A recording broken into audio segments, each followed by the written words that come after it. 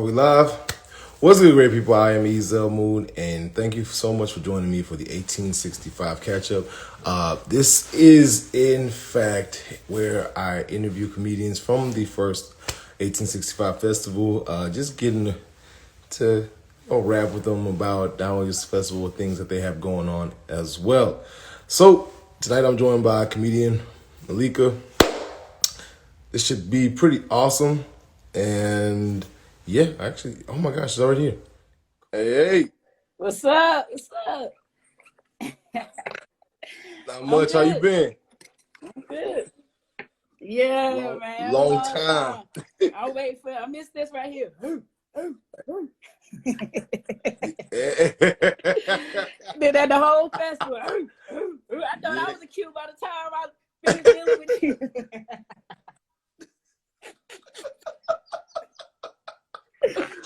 Man, yeah, man. It was, and look, it was a wild time. But I'm telling you, when I say I had man. a great deal of fun, I can't even lie. I feel like being around y'all made me a little bit funnier. You know, I started throwing a little jokes in every now and again. Cousins. You know, it was like a bunch of cousins, man.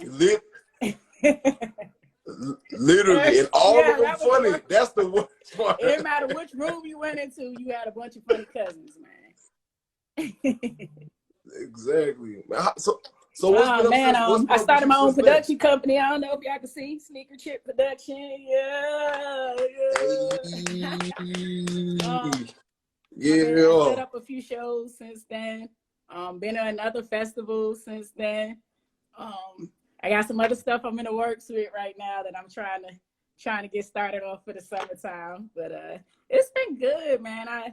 A lot of good networking. It's funny kind of running into the same people. It's like family again. Once we see each other somewhere else, you know, it's like, oh, there you go.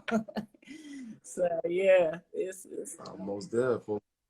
Do you think you're gonna circle back around to the festival again? You can't beat it. You know, good time and be able to crack jokes. Yeah. Like, come on. And plus, you know, it's in my city, so yeah, I'm definitely gonna be there. I'm there. Oh yeah. You know, I was talking to a couple of comedians that have been out in Atlanta. You know, I was wondering, you know, from your perspective, talk to us about the Atlanta comedy scene. You know, how does it help you grow? How does it help you thrive as an individual? So many different types of rooms here, like, and it's comedy constantly going on. Honestly, every day, if you want to perform, you could perform every day, multiple times a day, with multiple times throughout the evening. There's even Saturday open mics, you know. You got Sunday, it's so many. And then there's so many different types of rooms, you know. You got your hood rooms, you know, you got those. But then you could go a whole on the other side where nobody looks like you. You know what I'm saying? So you can try out, you can go from one end to the next within the same evening. You know what I'm saying? With the exact same jokes, it'd be like, all right, it worked for one, but it didn't work for other, or it may work for both. So you got plenty of chances to work. That does not mean I want y'all to come down here, though. That doesn't mean that don't mean that at all. Stop moving to Atlanta, fam. Like, well, that's what we've been saying. It's so funny, man. Like, it's like the entire South has been telling everybody else, stop moving here, y'all. Like we, look, man, y'all just come from New York to Cali. Like, I don't know, maybe if y'all don't understand English, no lies. Like I'm gonna say it in New York terms. We full B, like, you know what I'm saying? I ain't gonna hold you. We full, son. Like, we ain't got no room. Hey, yo.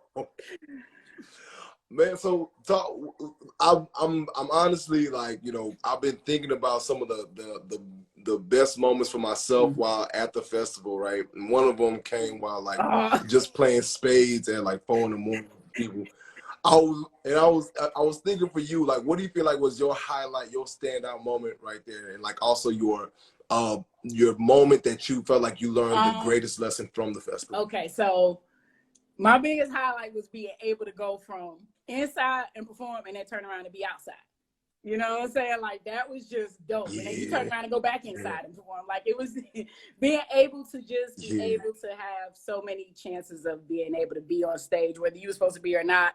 You know, like, you can slide on. You know, they might have the open mic going on in the back right after you do your set on the inside. So that was really dope for me.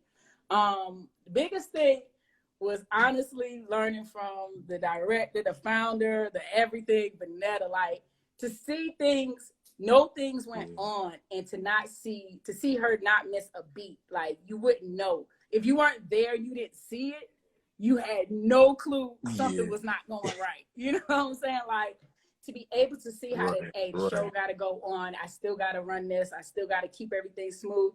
That was probably the biggest thing I learned. Like, nothing stops it. Like, you got to keep going no matter what. Okay, that don't work. All right, I'm gonna move like water. I'm gonna find another creek, another crack to go through, you know?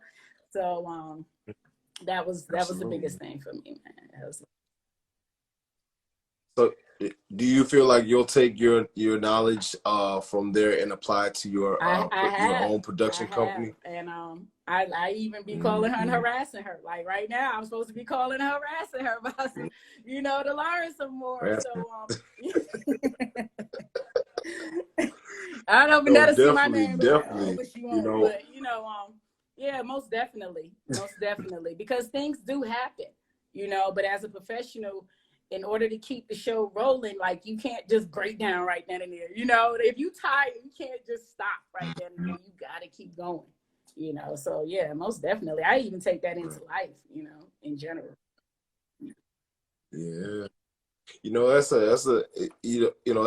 amazing mindset to have, because sincerely speaking, people will take like the littlest thing. It could be a pebble, right? Man, you haven't even made it to the boulder yet, and they'll like just stop over the pebble. It's easy because it's safe. It's your safeguard coming in that comes in and is like, this is a little too hard. Let me just stop, you know. But honestly, it's like, you don't know what's over that one little push, you know what I'm saying? You don't know what's over there until you keep going. And it's just like, when you actually finish and accomplish, especially when you had those bumps in the roads, it just feels so much better, man. You know, it's just like, wow, I accomplished this. I know what I went through. You know, it makes it all worthwhile. What do you feel like has been the moment inside your comedy career where you felt like, dang, man, like, if I had not just persevered, I would not be here today? It was, I will say, it's when I had started comedy back in like 2014, and I didn't pursue it like that. You know, nerves and just, you know, family, to be honest with you. So about like 2016, I stopped. So I was going through my own stuff. Mentally, I just was not there. I stopped. And it was crazy because it was 2018. I remember I was actually going to go, I was trying to get enrolled back into college. I was like wanting to open up my own maintenance company. And I had thought I had everything, but it was just something that kept stopping me. And at that moment before that, I had asked, like, I wonder if should I go back into comedy? And I went to go put that last paper in, and it rejected me. It wanted me to change a whole bunch of stuff on like my taxes. And I'm like, dude, that's red flags. I'm not going to be audited by the IRS. So I went ahead, and when I did that, when I was just like, forget it. I got it. I had already put in, but I had put in a while back for Laughing Skull. And that's kind of where I started at for open mic. And that day it came through, and I was just like, okay, maybe this is my sign. And I told myself when I got back on that stage in 2018, I wasn't going to stop. And I'm glad I have it, because ever since then, every year it has elevated. You know, every year I've done stuff that's just like, wow. You know, like last year was my first time ever doing my own shows, setting up my own shows, you know. So it was just like, oh, you could do this. You know, like, oh, hold on, you can do this, like, for real, for real. And I just look back that I'm glad that I didn't just give up on it, you know. I'm glad I didn't, because, yeah, I wouldn't be here right now talking to you if I did. No, most definitely. This is, you know, that, like I said, perseverance, man. Like, making sure that you hold in your mind that nothing's gonna stop me. You know, It's a, it's crazy the And limits that we'll that's set the on thing. ourselves, We you gotta know, realize. and I have really, to remind myself every morning. I remind myself like there's no limits, but the limitations I put on myself. Like they say, sky's the limit. That's not even a limit. You know, their sky. It's beyond. It could go beyond the sky. You know what I'm saying? We've seen that. So it's like there is no limit, but the limitations you put on yourself. And every morning I have to literally remind myself that, because you get that little person in your head. So if you don't know anybody that did it, or you haven't done it, it's gonna pop up ever so often and creep up and be like, nah, you can't do this, or nah, it's too hard, just let it go. And so it's a constant reminder every day. You gotta tell yourself, man, there's no limits but the limitations I put on myself, man. What do you feel like are your goals for your production I want to get to the point where, I mean, I have so many different goals for this production company, to the point where it's from content creating, because I already do that, but I'm putting that under there, to where I even want to be able to not just do my own big shows and big venues, but movies, you know, bringing in other people and doing movies, you know, eventually. That's where I want it to get to. So, yeah. Oh, it's definitely gonna happen. Let me know if you need me. You know, right there, especially if I'm finna do a stomp the yard 4 right there. I know I got you. Stomp the yard 4. Hey yo.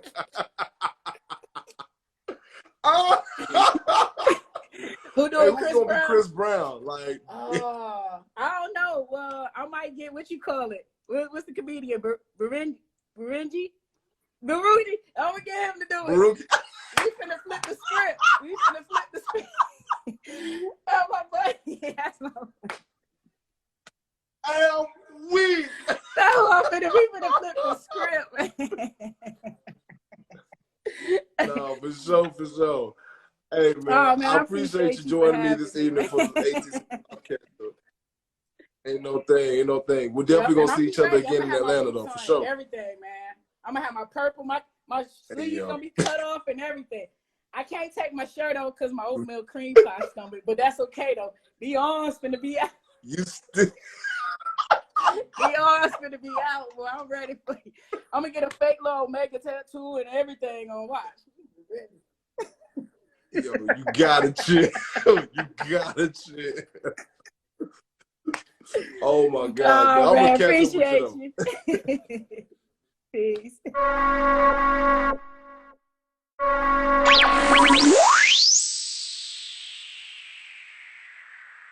Purchase my book, Purple Mike Wants a Bike, at Amazon.com. You can find it there. Just type in Purple Mike, type in Ezel Moon, and it'll pop up. If you guys want to follow me, no, not even if, go follow me at Ezel Moon _ on Twitter and Instagram. I'm Ezel Moon, and I'm not doing it unless it's fun and it helps people.